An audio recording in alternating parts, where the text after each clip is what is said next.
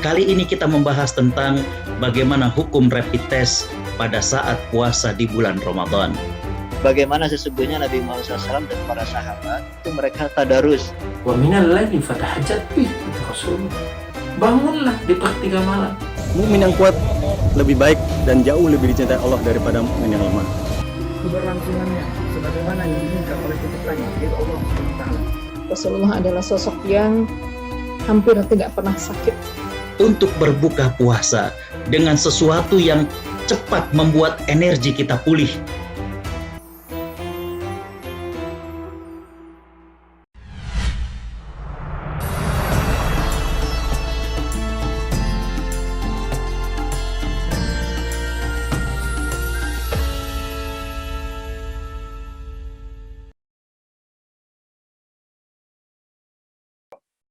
Anak itu sebetulnya belum wajib puasa, ya.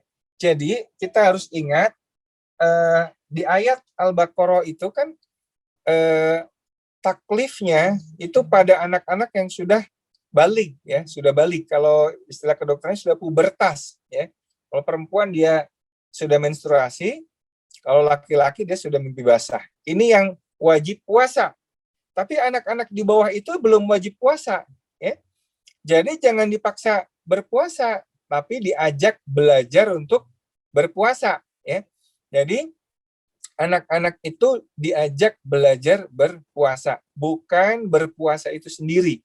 Oleh karena dia belajar berpuasa, maka ada beberapa tips dan trik. Jangan sampai anak itu dipaksa puasa sehingga dia benci dengan ajaran syariat Islam, ya. Lalu kalau pertanyaannya, usia berapa anak itu kuat berpuasa? Berbeda-beda, tergantung kematangannya. Tapi secara fisik, tadi pada penelitian-penelitian yang saya sudah sebutkan di jurnal-jurnal sebelumnya, bahkan anak 2 tahun, 3 tahun pun nggak makan satu harian, itu oke-oke aja gitu. Ya, anak 2 tahun, 3 tahun, oke-oke aja nggak makan seharian. Ya. Apalagi kalau anak itu sudah 5 tahun misalkan. Yang bikin dia nggak kuat adalah kematangan mentalnya, kematangan emosinya, kematangan spiritualnya. Dan ini sangat tergantung pola asuh dari orang tua. Ya. Mudah-mudahan kalau di Ambon ini lebih cepat matang secara mental, emosi, spiritualnya, ya.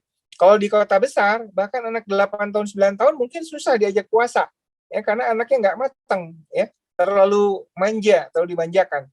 Tapi anak-anak di daerah, di kampung-kampung, mungkin dia 5 tahun sudah kuat puasa sampai maghrib, ya. Secara fisik, ya, anak puasa seharian nggak makan itu oke, nggak apa-apa sebetulnya, ya. Itu penelitiannya membuktikan seperti itu, ya. Nah, lalu berapa lama diajar puasa? Usahakan sekuatnya, ya. Jangan terlalu sebentar, jangan terlalu lama, ya. Beberapa kisah sahabiah dulu mengajak anak ke masjid dan dibacakan cerita serta diajak bermain hingga lalai dari laparnya sampai tiba waktu maghrib. Jadi Bapak Ibu mungkin bisa ngajak anak-anak itu, kalau dia kuat puasa sampai maghrib, janganlah disuruh buka pas adzan zuhur. Ya. Di challenge supaya dia sampai di titik maksimalnya. Kalau nggak kuat banget, sebetulnya nggak kuatnya bukan fisik, ya. Nggak kuatnya bukan fisik, tapi lebih ke psikisnya dia nggak kuat. Ke mentalnya dia nggak kuat. Ya, kalau secara fisiknya insya Allah dia kuat. Nah, tapi ya ada trik dan tipsnya juga adalah lihat asupan cairan dan kalori dalam 24 jam. Jadi jangan mentang-mentang anak kuat puasa lalu kita lalai dengan total asupan nutrisinya, ya. Terutama cairannya. Cairan pada anak itu harus cukup karena anak itu rawan dehidrasi. Karena tubuhnya itu komposisi cairannya lebih tinggi dari komposisi tubuh orang dewasa, ya. Jadi kebutuhan cairan sehari itu pakai rumus Darrow biasanya. Untuk 10 kilo pertama, ya, berat badan kali 100. 10 kilo kedua, berat badan kali 50.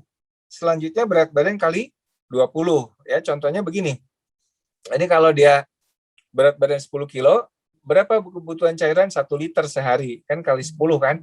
Kalau 15, ya, 1000 ditambah 50 kali 5, 1250. Kalau 20, 1000 tambah 50 kali 10, 1500.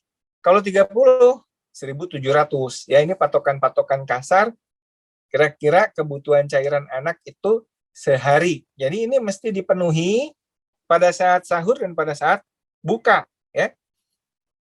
Nah,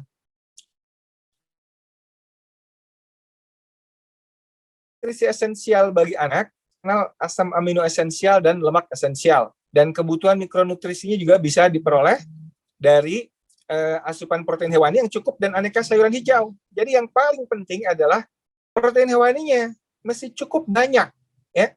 Janganlah anak-anak kita itu hanya dijejali dengan snack yang nggak ada nutrisinya, ya, dikasih wafer, dikasih biskuit, dikasih roti, ya, udah roti dikasih selai gula, ya, nggak ada protein sama sekali, nggak ada. Padahal anak-anak itu untuk tumbuh agar dia tidak stunting, ya, yang paling penting makanan anti stunting adalah asupan protein hewani, ya.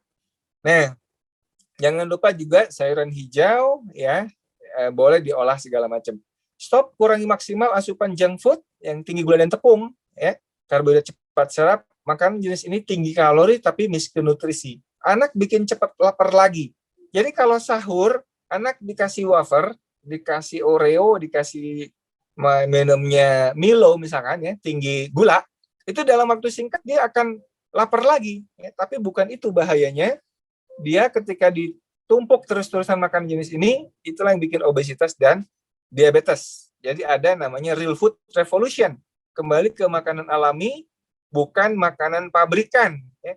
Sayangnya kitanya sekarang walaupun hewani itu diolah jadi nugget gitu, ya, ditambah tepung, ya. Yang tadinya sehat jadi berkurang kesehatannya karena tambah tepung.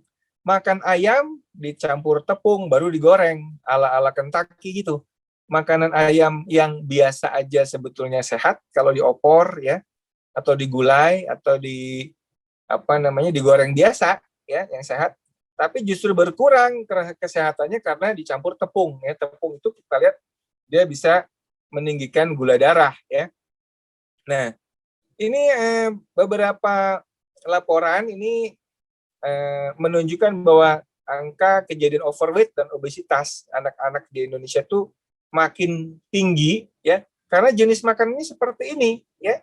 Betapa banyaknya anak yang tadi pagi sahur dikasih sahurnya donat, ya kan, bukanya juga seperti ini. Ya, jarang sekali ibu-ibu itu membujuk anaknya untuk makan dadar telur misalkan, makan gado opor ayam misalkan, ya. Padahal itu dibutuhkan untuk tumbuh kembangnya, ya. Ini, ya, hati-hati obesitas pada anak. Ini masih anak udah segede gini perutnya, ya. Ini kan bukan menggemaskan, bukan lucu, ya, tapi anak begini ini sakit kalau kata Prof. Aryono, guru besar nutrisi anak, ya. Obesitas itu mesti kita anggap sebagai penyakit,